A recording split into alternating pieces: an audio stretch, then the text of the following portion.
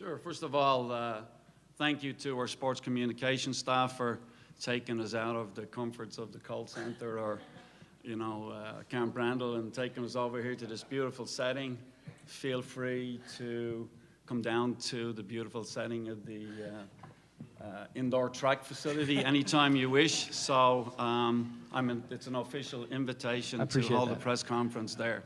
I can tell by the laughter that you all want to do that. So let's plan that. We'll go to the Zimmer course. I'll talk to your boss about it. We'll go to the Zimmer course. We go to the Zimmer course, exactly. Good luck with that. Finally, look at this beautiful sunny day. It's been a rough spring.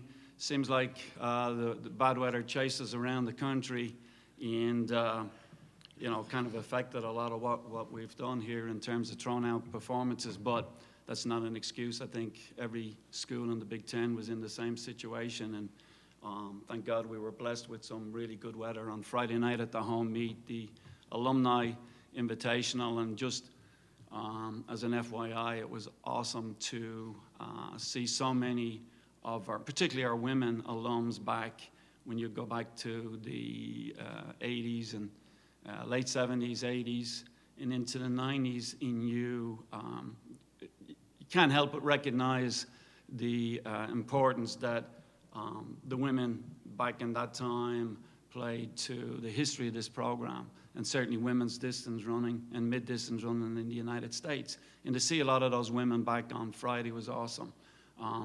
I always tell our women, current team members, that you have to appreciate the history in order to, move forward and throw down some good times. And certainly having our alums meet up with our current team on Friday night was fantastic. In saying that, going into the home meet, we always challenge our student athletes, give them an opportunity to try to make the bus, or in this case, we're flying to Penn State.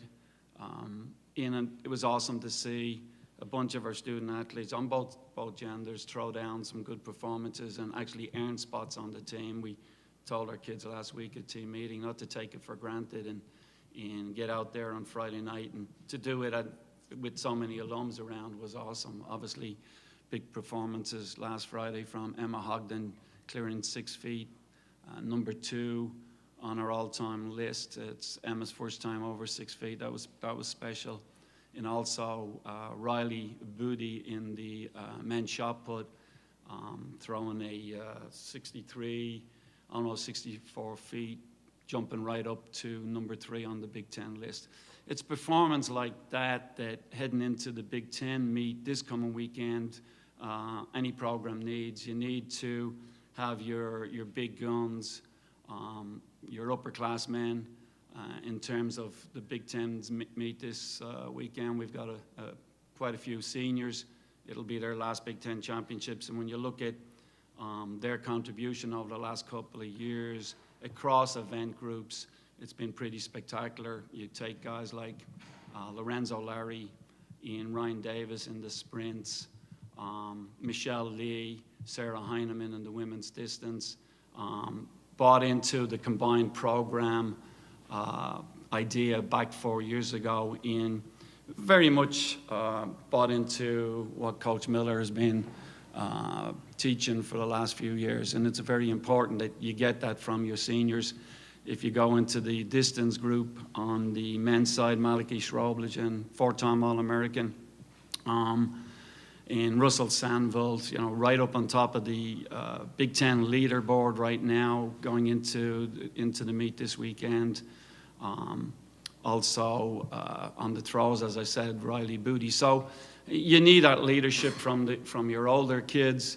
We think that we've got a good mix between the leaders and then the young kids. Certainly on the women's side, Shanae Okawanka is just blowing it out of the water right now. She's right up there in the triple jump, and you don't often see a triple jump on a pole vault, so she had a great jump this past weekend.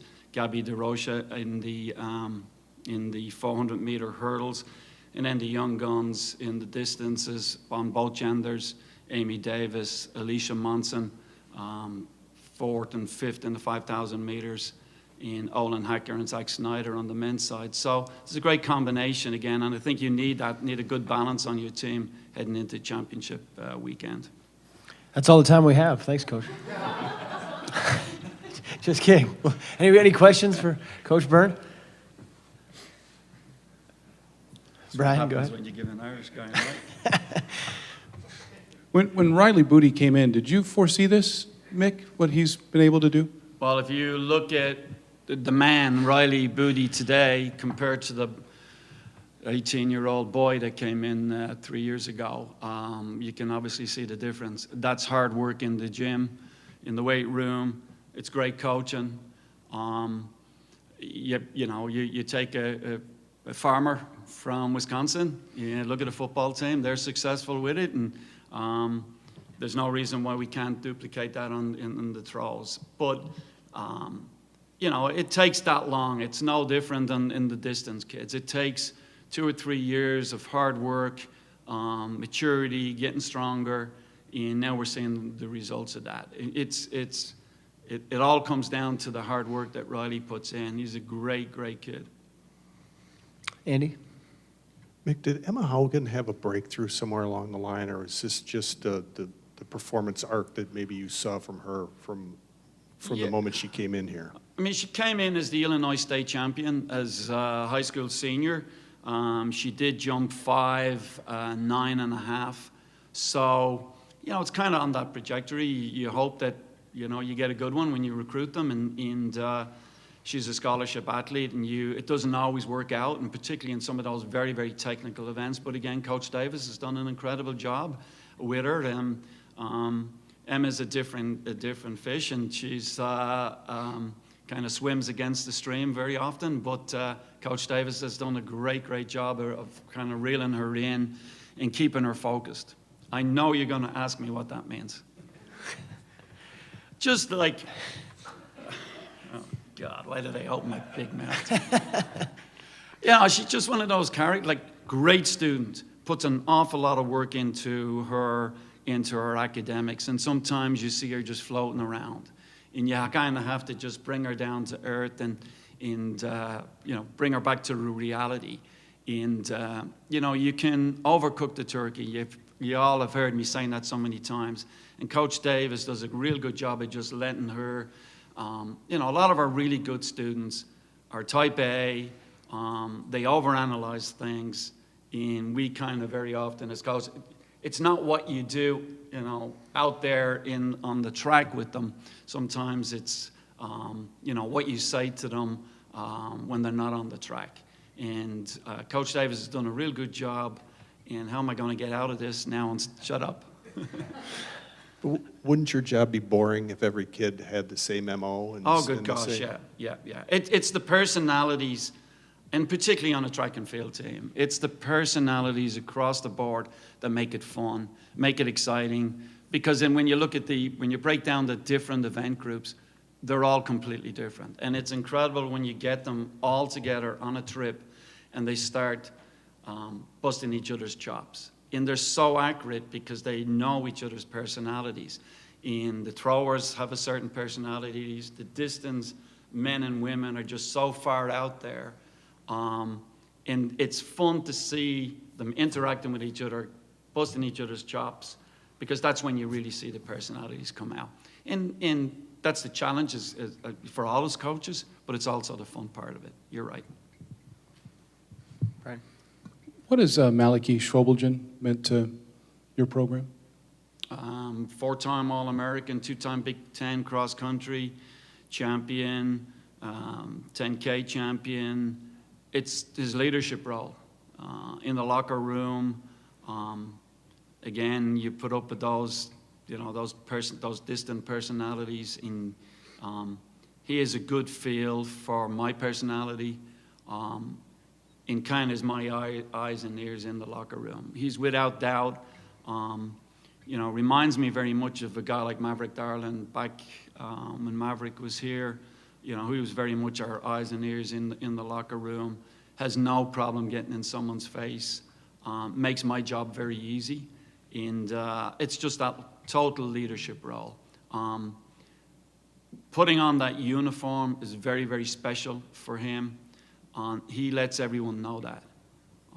Unfortunately, we put in, with the NC2A, we tried to get him a 6th year, and we just found out last week that it was denied, and we really were looking forward to possibly having him around for another year. But, you know, it's time for Malachi to move on now. Andy? Malachi's got a reputation for his civic calls, that he does a lot of things in the community, does a lot of things away from his sport. How does that help him in running? How has that aided his career to this point, doing those types of things? I think anytime, you know, we've a saying in the coaching world, you can overstimulate kids,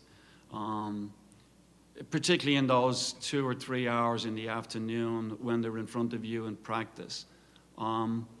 It's very healthy to get outside of your comfort zone, of your own arena, in our case, the track arena or cross-country course, and get involved in other things. Because again, I keep talking about, particularly on the distance side, those kids are very, very driven in the classroom. Their GPAs are, you know, off the charts very often, and they don't always see the bigger picture. When they get involved in other activities, very often you see the performances take off. Because it's not just, well, how did I feel today in practice? My workout went well, my workout didn't go well. They've got other things to take their minds away from a track and field, and that's real good.